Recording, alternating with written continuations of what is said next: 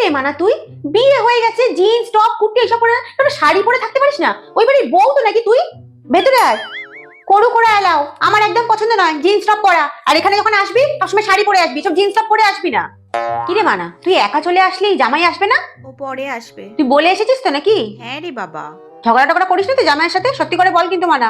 তুই আমাকে দে, তুই জামাইয়ের সাথে ফোন করে দে তো, আমাকে ফোনটা দে, কথা বলবো আমি। কি রে মানা, তুই শ্বশুর বাড়িতে এরকম এত বেলা অবধি পড়ে পড়ে ঘুমাস? ওখানে এত ওঠার তাড়া নেই। তো ওঠা তারা নেই বলে তুই বেলা অবধি 8টা 9টা অবধি পড়ে পড়ে ঘুমাবি? এ কি রে, ওরা কিছু বলে না বলে তুই কি ভাবিস ওরা কিছু ভাবেও না?